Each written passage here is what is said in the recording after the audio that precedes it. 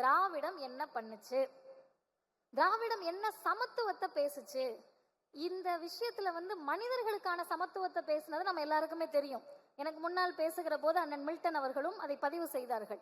ஆனால் திராவிடம் இன்னும் கொஞ்சம் உள்ள போய் பார்த்தீங்கன்னா மற்ற கோட்பாடுகளிலிருந்து சித்தாந்தங்களிலிருந்து ஒரு இடத்துல வேறுபட்டு நிக்குது.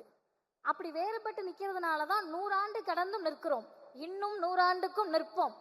என்ன வேறுபட்டு அப்படின்னா, மனிதர்களுக்கான சமத்துவத்தை மட்டும் திராவிடம் பேசவில்லை, மொழிக்கான சமத்துவத்தை பேசியதும் திராவிடம் தான், தமிழிசைக்கான சமத்துவத்தை பேசியதும் திராவிடம் தான், கலைக்கான சமத்துவத்தை பேசியதும் திராவிடம் தான். இன்னும் சொல்ல போனால் இங்கு பல பேர் நம்பக்கூடிய, நாங்கள் நம்பாத கடவுள்களுக்குள்ளேயான சமத்துவத்தை பேசியதும் திராவிடம் தான். கடவுளுக்குள்ள சமத்துவமா அப்படின்னா ரொம்ப எளிமையா திராவிடர் இயக்க மேடையில பேசுவாங்க. நாங்கெல்லாம் அதை கேட்டு வளர்ந்தவர்கள். என்ன தெரியுமா பேசுவாங்க? உங்க சாமியும் இருக்கு, எங்க சாமியும் இருக்கு. நான் யார் சாமின்லாம் சொல்லல, அதை நீங்க முடிவு பண்ணிக்கலாம். உங்க சாமியும் இருக்கு, எங்க சாமியும் இருக்கு. எங்க ஊர்ல இருக்கிற எங்க சாமி அது கருப்பனா இருக்கலாம், கருப்பன சாமியா இருக்கலாம், சுடலை மாடனா இருக்கலாம். அவருக்கு கல்லும் சாராயமும் கறியும் கொடுக்குற, ஓ சாமிக்கு நெய் ஊத்துற முந்திரி பருப்போட பச்சரிசியில பொங்கல் கொடுக்கறனா, சாமியில சைவம் அசைவம் பார்த்து மனிதர்களை பிரிச்ச மாதிரி சாமியை பிரிச்சப்ப அவர்களுக்காக பேசியதும் இந்த திராவிடம் தான். என்ன தமிழிசையில் திராவிடம் செய்தது அப்படின்னு கேட்டா, இன்னைக்கு ரொம்ப பேர் நான் இந்த அரங்கத்திலையும் அதை பார்க்கிறேன். நம்ம இடத்துல, அதாவது திமுக கூட்டத்துல என்ன சிக்கல்னு கேட்டீங்கன்னா, பேசுறவங்க மட்டும் சிந்தனையாளர் இல்ல, கேட்டுட்டு இருக்கவங்க எல்லாருமே சிந்தனையாளர்னால கைத்தட்ட மாட்டோம். எங்களுக்கு தெரியாத நீங்க என்னத்த அப்படி பேசிட போறீங்க அப்படின்ற ஒரு மனநிலை இருக்கும். அந்த சிந்தனை தெளிவுதான் இந்த இயக்கத்தை வழி நடத்துகிறது. அப்படி நம்ம முன் வரிசையில் உட்கார்ந்து இருக்கிறப்ப, நம்ம ஆட்கள் இந்த கலை நிகழ்ச்சி எல்லாம் நடக்கிறப்ப பறை சத்தம் கேட்கும். இன்றைக்கெல்லாம் எல்லா இடங்களிலும் பறை அடித்துதான் நிகழ்ச்சிகளை தொடங்குறாங்க. இந்த பறை சத்தத்துக்கு கூட நம்ம ஆட்கள் அப்படியே மென்மையா தொடையில தட்டி கர்நாடக இசை கேட்கிற மாதிரி கேட்டுக்கிட்டு இருப்போம்.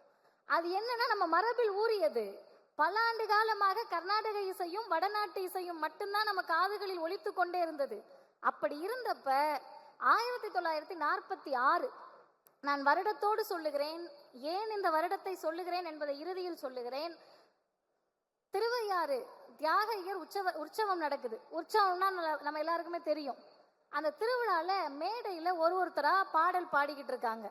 முதல் முறையாக தமிழிசையை பாடுவதற்கு ஐயா MM தண்டபாணி தேசிகர் அவர்கள் மேடைக்கு போறாரு. நல்லா கேட்டுக்கங்க.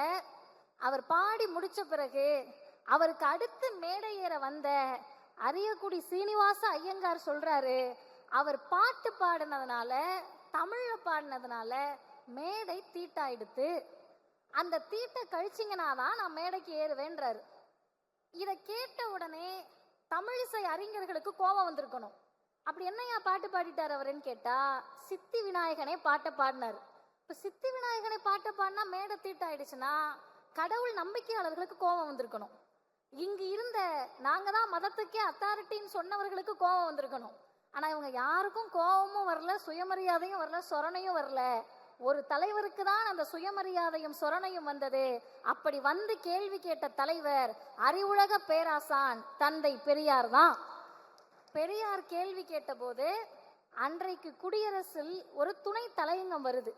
அந்த துணை தலையங்கத்தை யார் எழுதினார் என்று சொன்னால், முதல்ல என்ன எழுதினாங்கன்னு பார்ப்போம்.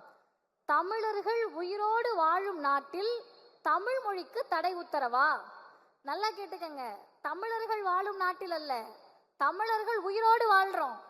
சூடு சொரண துணிவு சுயமரியாதையோடு வாழ்றோம். அந்த தமிழர்கள் உயிரோடு வாழும் நாட்டில் தமிழ் மொழிக்கு தடை உத்தரவா? நடப்பது ஆங்கிலேய ஆட்சி அல்ல, ஆரிய அரசாங்கம். எழுதியது யார்? 24 வயதில் முத்தமிழறிஞர் கலைஞர் அவர்களால் எழுதப்பட்ட துணை தலையங்கம் அது. அப்ப தலைப்பே தீட்டாயிடுத்து என்ற அண்ணன் ராசா அவர்கள் சொன்னதை போல தலைப்பே தீட்டாயிடுத்து.